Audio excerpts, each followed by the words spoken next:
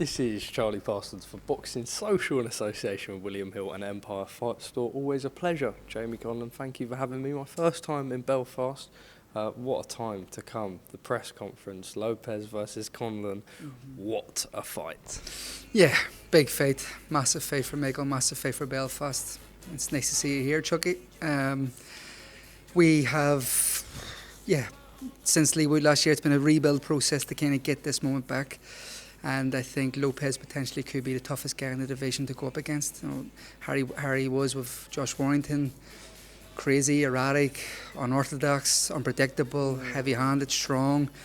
He is hard to prepare for, and I think it's going to be a real tough ask, and it's going to take everything from Michael to really answer the questions that Lopez puts out there. I was going to say, you're not going to be able to take much at all. I said the same to Mick from that Josh Warrington fight. Polar opposite fighters. But Lopez, someone I suppose who you also have to give credit for, went and in Josh Warrington's backyard and now defends in Mick's backyard. Listen, he went when he fought Gabe Flores. He was the away fighter then. He went and fought Andy Vences as the away fighter, Isaac Lowe in London, and then Josh Warrington in Leeds. You know what I mean? So he's unfazed by the Tyson Fury, etc. was screaming in your call for so like if Tyson Fury doesn't fear him, he's not going to fear any kind of support. He understands what he's good at. He understands that he's full of confidence, and he's even more so after winning Leeds. So we will see, I think, I think he was confident getting the Leeds, but he's even more so coming to Belfast. A real revival in Irish boxing. Obviously, Mick in this fight. There's a show down in Galway. Katie Taylor is the following week. I believe Jason Quigley's also got a homecoming. Looking at it from a grassroots perspective as well, inspiring a new generation. I know that that's something that Mick's very keen on doing. You want to sort of being able to push this and make sure that boxing is a forefront of Irish sport. Yeah, most definitely. I think in 8 weeks there's 5 shows in Ireland around the country as a whole, and Conlon Boxing are promoting 2 of them. One in Galway in the west of Ireland, which I truly believe can be a hub of Irish boxing going forward. You know, Kieran Malloy down there, and there's a lot of different fighters. Thomas O'Toole, John Cooney. There's fighters down there who can really build something in Galway. So, yeah, we're going there. Jason Quigley's in Dublin. Katie, of course, is iconic in Dublin. That will be such a night. And I think Dylan Moran in Waterford is the other one. But up here in Belfast, we've always stated that, you know, this is the hub of Irish boxing. You know, whether it be amateur boxing, professional boxing, there is more amateur boxing gyms in West Belfast than there is in certain parts of and counties in England. So it's massive. This is, I think, our main sport, our priority sport, and it's great to see that it is back on the forefront of Irish sport in general, because that week, Katie challenging for her world titles against Chantel in a massive ask, and then the week after Michael hopefully closing the show challenging against one of the most dangerous men in the division in Luis Alberto Lopez. What a week for Irish boxing. What an opportunity for the fans to come out to the 2 massive events. Look, it's his second crack at a world title. I asked him, and I'll ask you, what is different this time around, do you believe? He understands himself a lot more. He has been where you have to put yourself you only answer the questions when you put yourself into. Lee Wood and Michael that fight will be forever talked about. You know, up to when I grew up, Gary Ward, Eric Morales, Marco Antonio Barrera, Gary against Ivan Robinson, all these kind of different fights like that. These are that kind of fight tests a man in different ways than having just a bog standard fight does. You go places that you didn't think you can go, and you answer questions that you didn't think you can answer. So the questions then, and what he's learned from, what he's adapted from, he's progressed on is all down to himself, his mental strength, his adaptability, his understanding of a pace of a fight, you know, how understand his own punch power and how he can develop that and progress that and really adapting to his style, identifying his true style. We sort of spoke about a sort of tournament feature up on the press conference stage in the featherweight division. It's one that's just absolutely electric. I mean, I brought up the names Wood, Warrington, Lopez, Lara, and then he said, look, you've got Dogba and Ramirez as well. There's so many good fights. I suppose on UK and Irish shores, perhaps we'd like to see the Wood rematch and the Warrington rematch, because I've always said that, look, Mick Conlon can be an absolute superstar, as we were chatting earlier on. You know, he's big, but this guy has the power to just go on to be something really, really special. Mm-hmm. Do you believe now, the next couple of years, not looking past Lopez obviously, but it's just time for everyone to get in with each other and real cement something on the division? I do, and I think they're all at that stage in their careers where, you know, records are for DJs. The old Peter McDonough classic, records are for DJs, where I think everyone now, every single one of them has a loss on the record. It's a fantastic division to be part of, and especially in the UK and Ireland, with Warrington, who has a massive fan base, with Wood, who has a massive fan base, with Michael, who has a massive fan base, them three, and then you throw in Lopez, who's a scurry danger man from Mexico, and then you throw in Lara, who's a scurry, heavy-handed killer from Mexico. So look at that, look at the mix. Ramirez, you know, two-time Olympic champion, really looking to develop as a pro, fighting for the world title against Isaac Dogbe, who was former world champion, has English roots here in London as well. So we have a massive potential for big fights. Big fights is what all these fighters want now at this stage in their career. So every fight can move the needle. Why not them all get in together? Mauricio Lara stopped Lee Wood after Lee Wood sort of putting on a dominant performance in Nottingham. It looks like we probably think we'll see the rematch activated. It will clash with your show here. Mm-hmm.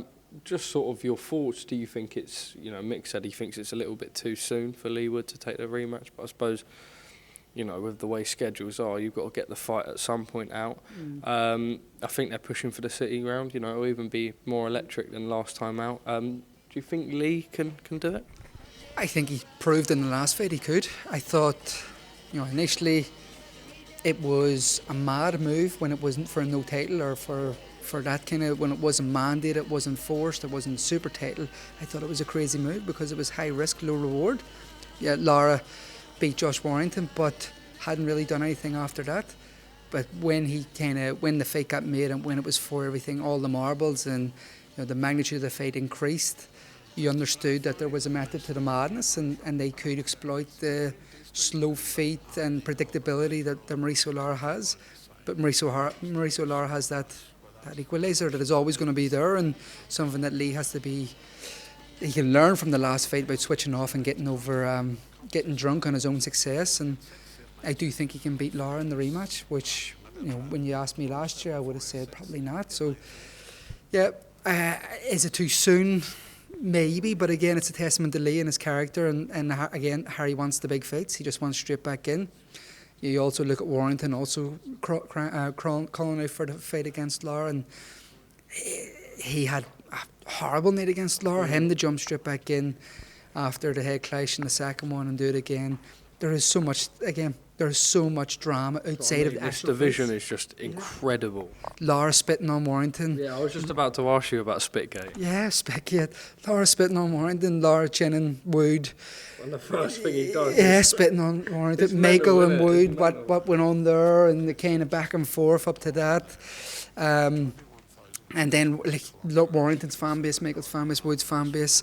Lopez also likes a bit of a nip at people also. He likes to kind of have a go, and Harry did in the build up to the Warrington fight. He's not going to be shy, I think, in his week in Belfast. So massive fights there in the future. But first and foremost, I think Lopez probably is the hardest of the lot. Yeah. It's the hardest fight to pick. It's the hardest fight to go into. We had other options to look at and go down to, but Michael wanted this world title fight. Michael sees something that he can exploit in Lopez that I think a lot of people aren't seeing, and, you know, it's going to be really intriguing, really exciting.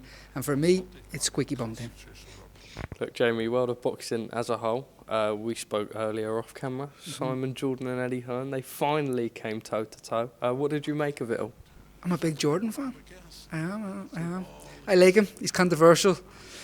He says things I don't agree with, and he says things I find myself driving in the car nodding my head with, and I don't know why.